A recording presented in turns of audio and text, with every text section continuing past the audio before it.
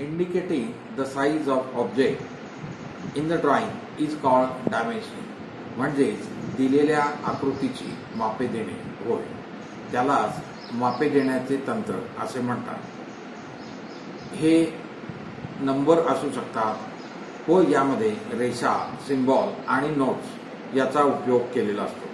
Dimension could be as per Indian standard 11,669-1986 म्हणजेच हा Indian standard 11,669-1986 असा होय.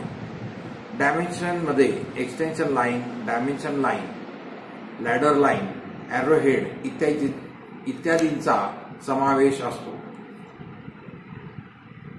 डायमेन्शनच्या मूळ दोन प्रकारे पद्धती आहेत. त्यातील पहिली अलाइन्ड सिस्टम.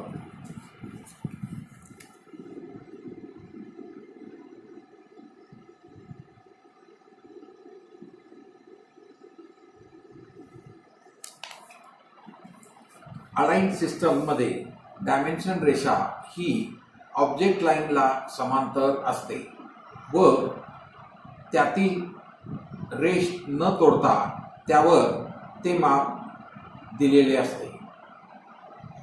परंतु यामध्ये मापे हे ड्रॉइंग शीटच्या बेसपासून मोजता येत नाही, तर ते डायमेन्शन लाईनला समांतर असल्यामुळे ऑब्जेक्ट तिरका करून पाहावा लागतो. दुसरा प्रकार आहे युनिडायरेक्शनल सिस्टम.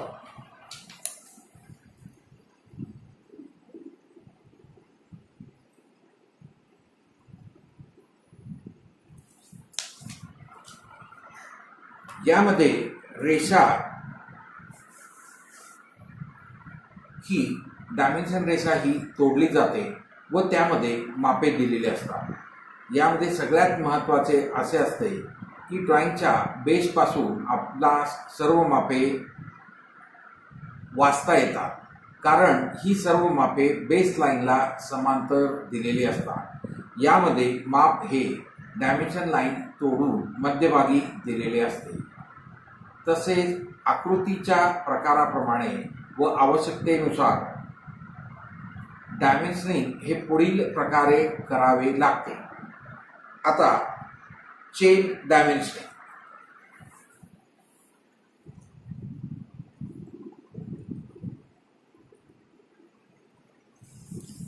चेन या शब्दाचा अर्थ साखळी असा असतो.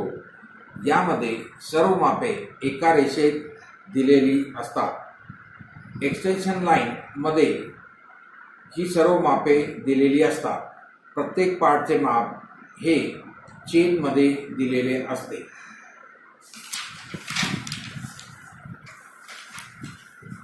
Parallel dimensioning.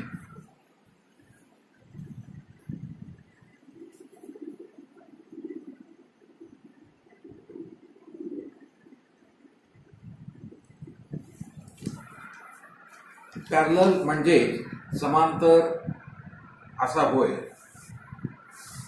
Number of dimension has from one pattern line common origin is called parallel dimensioning. ही मापे शून्यापासून वाढत गेलेली असतात व या ठिकाणी डायमेन्शन लाईन ही एकमेकांना समांतर असावी लागतात. पहिल्या पॉइंटचे माप जे काय आहे 10 ते 0 पासून 10, दुसरे माप 0 पासून 22, तिसरे माप 0 पासून 50 अशी मापे एका बिंदूपासूनच म्हणजे ओरिजिन पासूनच दिलेली असतात.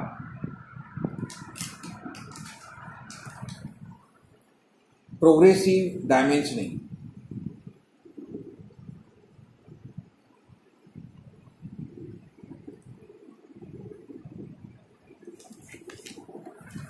प्रोग्रेसिव्ह या शब्दाचा अर्थ प्रगती असाच असून टप्प्याटप्प्याने या ठिकाणी मापे वाढत गेलेली असतात.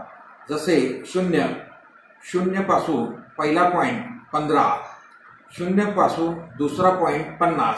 याचा अर्थ असा आहे की पहिले 15 माप पुढच्या 50 मध्ये ऍड केलेले आहे. म्हणजे पहिला पॉइंट ते दुसरा पॉइंट हे माप 35 आहे. तिसऱ्या पॉइंट पर्यंतचे माप जर 110 असल्यास दुसऱ्या पॉइंटचे 50 त्यातून वजा केल्यास येणारे माप हे 60 असते.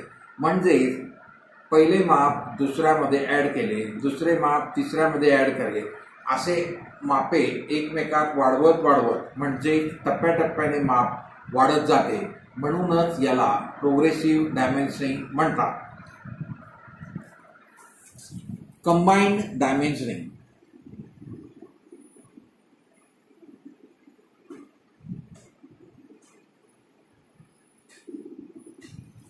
आकृतीच्या आवश्यकतेनुसार काही वेळा चेन डायमेन्शनिंग, पॅरलल डायमेन्शनिंग दोन्ही प्रकार वापरावे लागतात.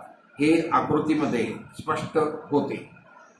Dimension by coordinates.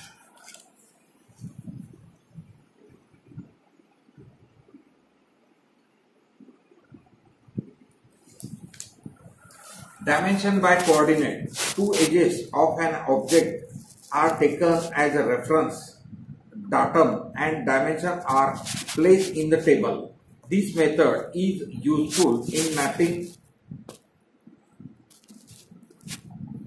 आपण ग्राफ मध्ये एक्स वाय ऍक्सिस दाखवतो.